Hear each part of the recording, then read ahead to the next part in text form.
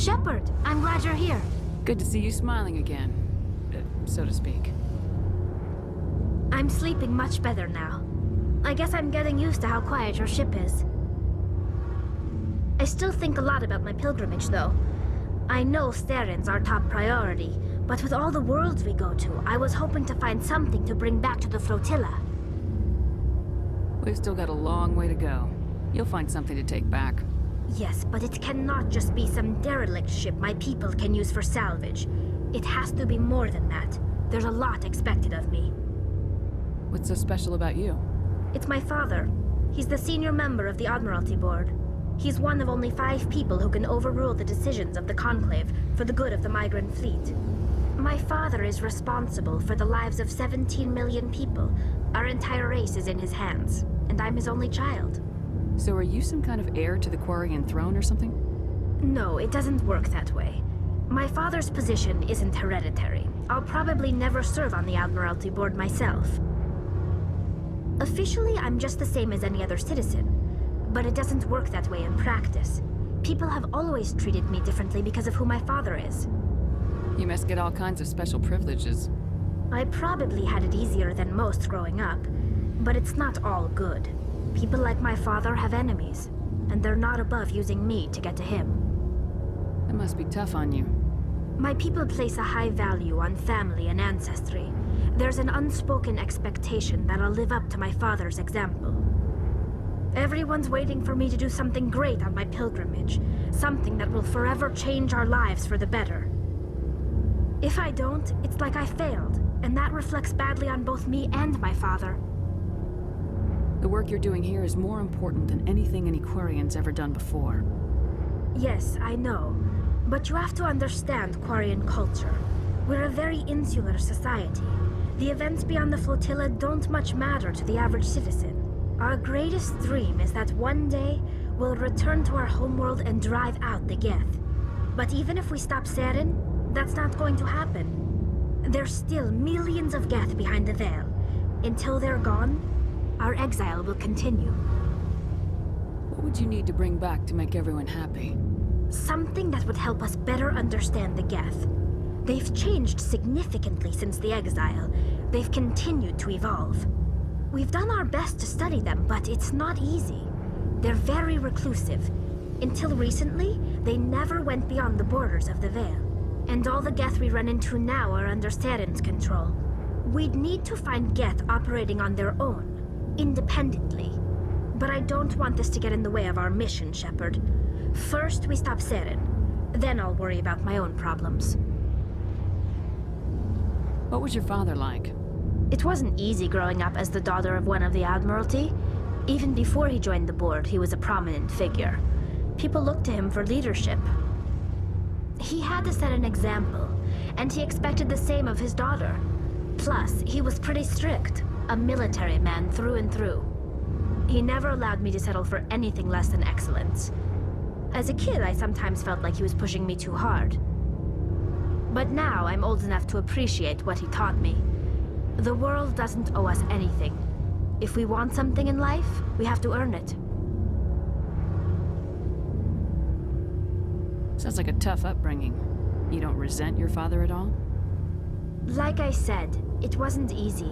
My father's not the kind of person you bond with, and he wasn't around all that much. Too busy. People counted on him, and he took his duties seriously. Even when he was around, he always seemed a bit distant, like his mind was always somewhere else. Come to think of it, I can't ever remember seeing him smile. Not once. It's like he was always weighed down by all that responsibility.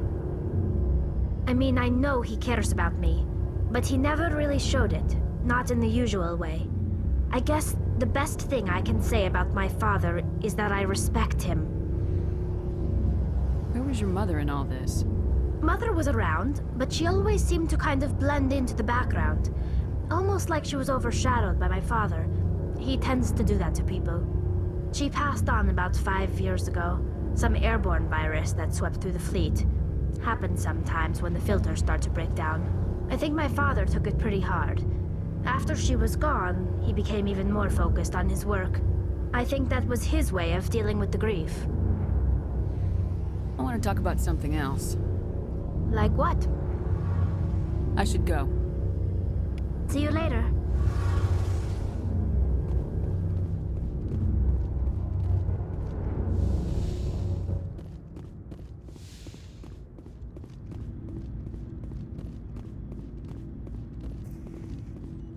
Commander, good to see you.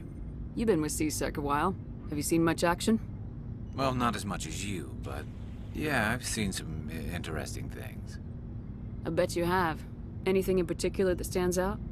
I remember this Solarian geneticist I was sent to investigate. That case was a bit disturbing. What happened? Why were you investigating him? I was tasked with tracking black market trade on the Citadel. Most of it harmless, nothing I needed to pursue. But during the course of my investigation, I noticed an increase in the trade of body parts, organs mostly. We usually get a few of those, but not the numbers I was seeing. We weren't sure if there was a new black market lab or if some freak was harvesting organs from citizens. You've seen this before on the Citadel? Every so often, some lab sells unwanted parts through the black market, but they're not as bad as the psychos. I remember this one L-Corps diplomat we caught in my first year on the job. He was hacking people up and selling their organs. Had the station in a bit of a panic. But this case wasn't that clear-cut. Turns out there was more going on than we first realized. So how did you figure out what was happening? First, we got a hold of a sample and ran DNA tests. The weird thing was, the match led us to a Turian who was still alive and was very convinced he'd never lost his liver. After a bit of digging, I discovered this Turian worked briefly for Dr. Salion, the geneticist. So I went to his lab hoping to find evidence of cloned organ development, but there was nothing. No Solarian hearts, no Turian livers, not one Krogan testicle. You're kidding, right? Why would anyone want Krogan testicles? Some Krogan believe that testicle transplants can increase their virility, counteract the effects of the genophage. It doesn't work, but that doesn't stop them from buying. They'll pay up to 10,000 credits each. That's 40,000 for a full set. Somebody's making a killing out there. What'd you do about the geneticist? I brought in some of his employees for interrogation, to see if I could get them to talk. While I was interviewing one of them, I came across something suspicious. You mean threatening? Was that really necessary? Maybe, maybe not. Either way, it paid off. One of my detainees started bleeding profusely during the interview. We offered to patch him up and he got frantic, freaked out. I ordered a full exam to find out what was going on. Our medics found incisions all over his body, some of them fresh. That was our big break. These people weren't just Dr. Salion's employees. They were test tubes. Walking, living test tubes. He was growing parts inside these people? Exactly. He cloned their organs right inside their own bodies. Then he harvested them and sold them off. Most of the victims were poor. He'd pay them each a small percentage of the sales, but only if the organs were good. Sometimes an organ wouldn't grow properly, so he'd just leave it in them. Most of them were a mess, but only on the inside, hidden so nobody could see it. I hope he got what he deserved. That's the worst part. We never caught him. Why not? What the hell happened? He ran, blew his lab, grabbed some of his employees, and headed for the nearest space dock.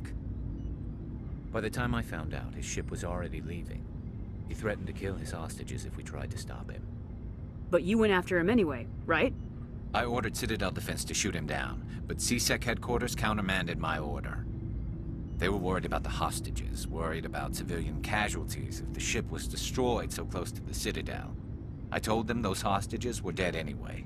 He just used them to make more organs, but they wouldn't listen. It's not worth the risk. You pursue the vessel and disable it. That's the best choice. They sent the military after him, but he got away just the same. Yes, they did. I went to Palin and told him what I thought of him and his policies. He said if I didn't like it, I could quit. Well, I almost did. All they had to do was disable that ship, stop him from running. Maybe the hostages die, maybe they don't, but at least we stopped the bastard responsible for it all. If you don't care about the fate of those hostages, then you're no better than he is. You're just a terrorist with a badge. Yeah, maybe you're right. It doesn't make it any easier, but I see your point. Just wish I could have stopped him. That's all. Do you have any idea what happened to Dr. Salian? I sent out feelers from time to time, hoping to find something. I thought I'd found him a while back. He changed ships and changed his name to Dr. Hart, his idea of a joke, I guess. I told the military, but they weren't convinced it was him. I got the transponder frequency for his new ship, but I just can't get anyone to check it out. I'll check out the coordinates when I get a chance. I was hoping you'd say that. But Commander, take me with you when you go. If it's Salion, I want to be there when you find him.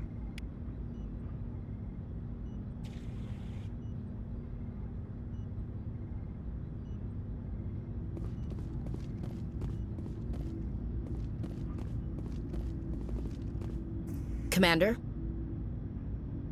What's your opinion of the last mission? Gotta admire those colonials. That's about the worst place for a colony I've ever seen. Given the option, I'd get the hell out of Dodge. Do you have a few minutes to talk? One-on-one? Sure. I was just watching some mail from home. Oh, before I go, we saw Caden in a news vid about the Normandy. He's cute. Later, sis. Let's pretend this never happened. Are you interested in the Lieutenant, Chief? No, ma'am. And anyway, Scuttlebutt says he's already sweet on someone. What's up? You didn't come by to eavesdrop on family mail. Your family seems to be important to you. Yeah, we've always been close. Me and my sisters especially. With Dad on duty so much, I had to help Mom raise them. Did your father serve with the fleet?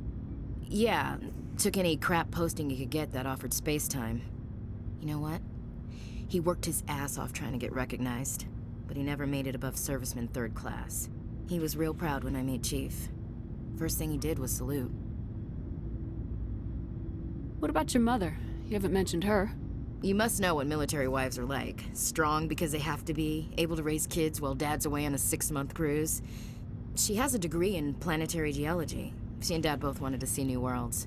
She gave up her career to raise us, though. You have more than one sister? Sounds like a big family. Yeah, I'm the oldest, then Abby, then Lynn. Sarah's the youngest. She's still in high school. With 4 girls, Dad used to say he felt more outnumbered at home than on maneuvers. Where did you grow up? All over. Same as you, I expect.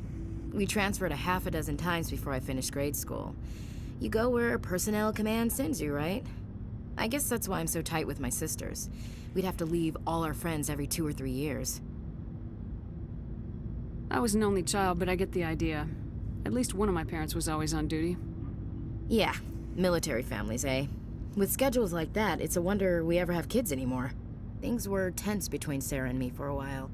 Then we bonded. Sounds like a story. Feel like sharing?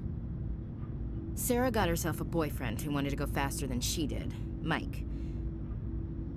I didn't think he was a bad kid, just pushy. Lynn would send me these worried vid mails, and I'd tell her to relax. Where were you when this was going on? I was on active duty. Sarah's graduating high school this year. This was only a couple of years back. They were on Amaterasu. At the time, I was assigned to Chernobog. Same cluster, but a dozen LY away. Close enough to talk regularly, too far to make it back in an emergency. I couldn't afford a fast packet flight. If he really liked her, he wouldn't be pushy. Yeah, of course, if he didn't ask at all, I'd wonder if he thought Sarah was ugly. Damned if you do, damned if you don't. Mike thought they'd go for a romantic walk in the woods, 'cause he figured it was past time they did the deed. She levered Mike face first into a tree and left. Didn't have a scratch on her. Good thing Mom and Dad had us all learn some kind of self-defense. I took emergency leave and walked Sarah to school for a few days. Why didn't you tell the police? She said it wouldn't solve the real problem, and she and Mike would both become household names. It was a small colony. I said it was her call to make, that we should let her do it her way. Mom was pretty pissed about that. You said all of your sisters learned self-defense? Lynn did pistol practice, but didn't like it. She's kind of nervous. Sarah took Aikido. Abby decided to learn the sword. She always was a little weird. Likes big skirts and tops you have to tie her into. They do great things to her figure, though. So, what did you learn? One of Dad's friends taught me Marine hand to hand. You traveled all the way home to walk your sister to school. It was only a dozen light years, like a day's cruise. It's not like I was going to Earth or something. My last day out, Mike was waiting for us. Sarah had told her friends, so everyone at school knew what he did. He wasn't happy. I wanted to snap him in half, but Sarah gave me this look, this let me handle it, I need to do this alone look. She kept her cool, God bless her, as he screamed in her face. She just let him vent. Then he tried to punch her. I swear, she just flowed around him. Next thing I knew, he's face down on the sidewalk, and there's blood everywhere. That's unbelievable. Sarah must be as good as you. Better. I'm more or less a straight-up puncher. When he swung, she wasn't there anymore, and he fell. She helped him stop the bleeding and had me call an ambulance. She told the paramedics he fell.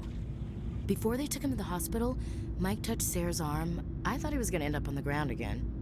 But he hung his head, whispered, "I'm sorry," and started crying. And she hugged him. The Williams women are a decisive bunch, Commander. We do things when we're ready. Not before, not after. Your sister's something else. But you didn't mention your father at all. Was he on deployment? Dad always wanted to serve in space, but he wanted us to have real ground under our feet. He'd say, space is beautiful, but you can't raise a family there. I cannot rest from travel. I will drink life to the lees. All times I have enjoyed greatly, have suffered greatly, both with those that loved me and alone. For always roaming with a hungry heart, much have I seen and known, cities of men and manners, climates, councils, governments. I didn't know you liked classical literature. Ulysses was my dad's favorite poem. Every time he shipped out, he recorded me reading it.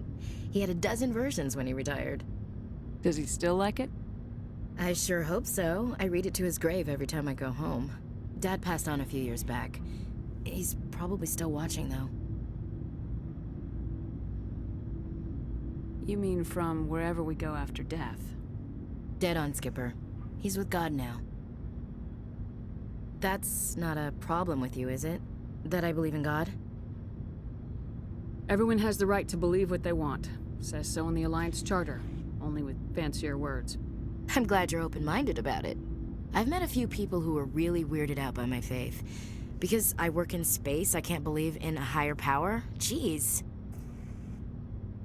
Hello, have you people looked out the window? How can you look at this galaxy and not believe in something?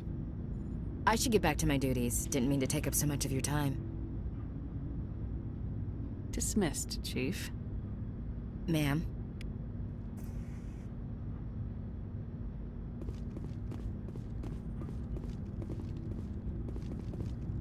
What do you want, Shepard? Why did you become a mercenary?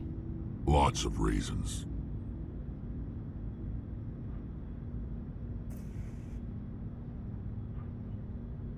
Such as? Such as, I needed to get out of our system. I needed to eat. I needed to survive. Why not stay and help your people? I tried to help. That's why I had to leave. What happened? I was betrayed. I was head of a small tribe. We were trying to restore order after the war, but the other tribes were against us. They followed Jared, one of the few warlords who survived the war with the Turians. But he was old, and so were his ideas. He wanted to continue the war. He wanted us to fight. Turians, Solarians, each other. It didn't matter who, as long as we were fighting. What did you want? I just wanted Jared to shut up, to stop his ranting. I wanted him to stop leading the tribes astray. But he couldn't understand how much things had changed. We didn't have the numbers to go to war. Even if we did, the genophage made sure we couldn't replenish our numbers fast enough. I told them all to forget about war. We needed to focus on breeding, at least for one generation. And for a while, we were getting through. Some of the tribes started coming around. I take it the warlord didn't appreciate that. No, he didn't. He arranged a crush with the tribes, a meeting on neutral ground. He wanted to talk. We met at the Hollows, near the graves of our ancestors. The skulls of our dead laid bare to remind us where we come from and where we all go. It's as sacred as any Krogan place can be. Violence is forbidden. Sounds like a trap to me. You must have suspected as much. I did. But when your father invites you to a crush, well, there are some laws that even we hold sacred. Jared was your father? He was, until that day. We talked, but we didn't get anywhere. When it was clear that I wouldn't join him, he gave the signal. His men leapt from the graves of our ancestors like Krogan undead. The few that were loyal to me died quickly. I escaped with my life, but not before I sank my dagger deep into my father's chest. That is why I left, and that's why I'll never go back. You must have family other than your father. Don't you miss them? You trying to make me cry, Shepard? I've got some unfinished business with my family, but that's all. What kind of business? Before I left, I made an oath to my father's father. I swore to recover my family's battle armor. It was taken from him after the uprising. What's so important about this armor? It's a relic. Useless, really. But it was worn by 5 generations of my family before the war. It's rightfully mine. Originally, it was taken by the Turian military. We weren't allowed armor or weapons after the war. Now, it's in the hands of Taun Actus, a Turian scum who collects relics from the war. He's made millions selling Krogan artifacts that were stolen from my people. He's got several bases where he stores his goods, all fortified and guarded. I just don't know which base has my family's armor. Just tell me where to start looking. I'll upload the data to your nav system. But Commander, I want to be there when you find him. So long, Rex. Shepard.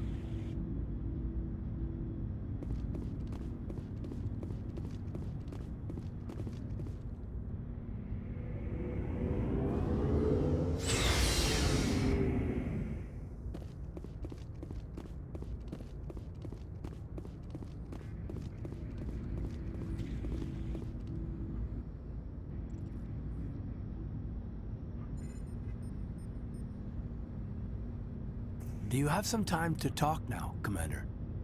Let's hear it, Lieutenant. I'm always open to my officers. We've played it pretty close to the book so far, but we're a long way from backup. We've got some tough calls to make. I'm just saying, try to leave yourself a way out. I've seen what cutting corners can do, and I'd hate to have that happen to you, Shepard. Commander? This a personal observation, Caden? I don't want to step on anyone else's toes, especially if you're if I have misread your interests. All right, Alenko. Off the record, permission to speak candidly, cross my heart and hope to die. What are you talking about? Dr. Tassoni, ma'am.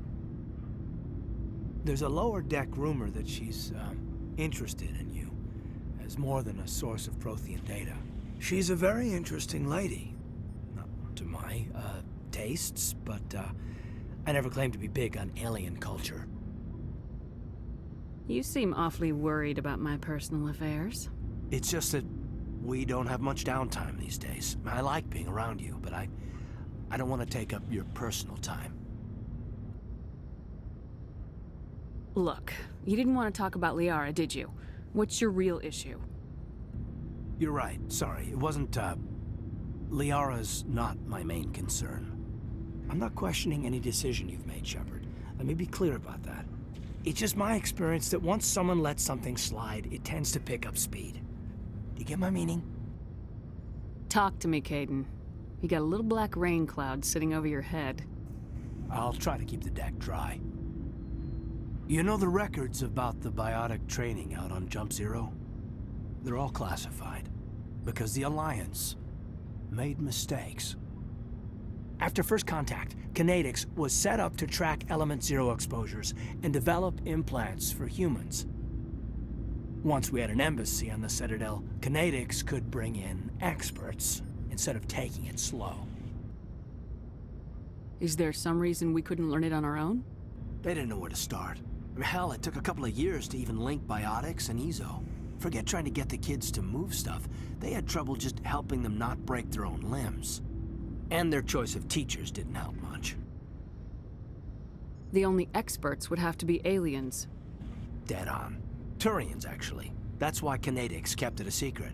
They were afraid of what people back home would think, asking the Turians for help when we just fought a war with them.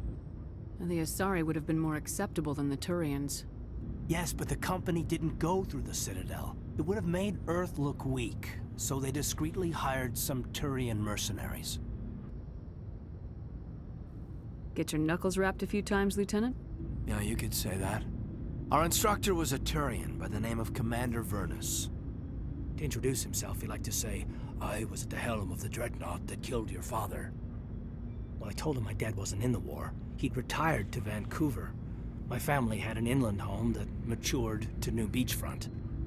Vernus had it in for me after that. He cut corners, pushed hard. I mean, you either came out a Superman or a wreck. A lot of kids snapped. A few died. The point of all of this, I guess, is that when you cut corners, it's not always obvious who pays for it. So why are you telling me this? Is there something I can do to help you get over it? I'm 32, Shepard. You don't serve as long as I have without coming to terms with yourself. You also learn that if someone is special to you, you help them. Try to keep them from making mistakes. Special, huh? If I'm out of line, just say the word.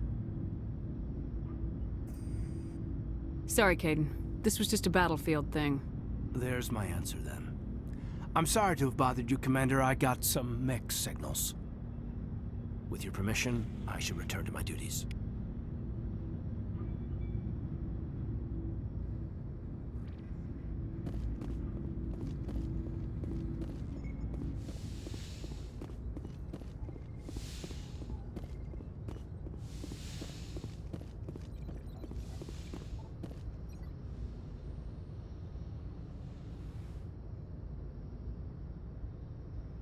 Commander, are you coming to check up on me? You look much better. How are you feeling? Dr. Chakwas assures me I am going to be fine. I was impressed with her knowledge of Asari physiology. You're in good hands. Dr. Chakwas knows what she's doing. I get the feeling you want to ask me something, Commander. Maybe we could pick up where we left off. You were telling me about your interest in the Protheans. Actually, I think I was talking about my interest in you, and making a fool of myself in the process. As I said, I am not used to dealing with people, especially humans. I did not really know much about your species when we first met, Shepard. I found it hard to take humanity seriously. Your kind always seemed so rushed and high-strung. We don't have the luxury of time. An Asari can live for 1,000 years. We're lucky if we hit 150. That is true. At first I thought that was a weakness of your species. After spending time with you and your crew, however, I think it may actually be an advantage. You humans are creatures of action. You pursue your goals with an almost indomitable determination. It is an admirable trait, but also an intimidating one. You're scared of us? Unfortunately, the rest of the galaxy sees humanity as something of a bully. You run over anyone in your path to get what you want. It is up to people like you to change their minds, Shepard. I'm doing the best I can, Liara. There is a reason the Council chose you to become a Spectre. They saw something special in you. The best of what humanity has to offer. I looked into your history. I know what happened on Akuz. The fact that you survived shows a remarkable strength. You didn't need to go behind my back. I would have told you whatever you wanted to know. I apologize, Commander. After our last conversation, I was afraid I would say something stupid again. I wanted to know more about you, to understand what made you into the woman you are. There is something compelling about you, Shepard. Are you sure you're interested in me, or is it my visions of the Protheans? I admit, your connection to the Protheans had something to do with my initial interest, but it has grown beyond that. You intrigue me, Shepard, but I was not sure if it was appropriate to act on my feelings. I thought there might already be a relationship between you and Lieutenant Alenko. You want a relationship with me, even though we're both women? We Asari are monogendered, Commander. Male and female do not have any real meaning for us. We do, however, have maternal instincts, so perhaps we would fill what you consider a female role. I'm sorry if this is awkward for you, Shepard. I am only trying to be honest. I feel as if we share some type of connection.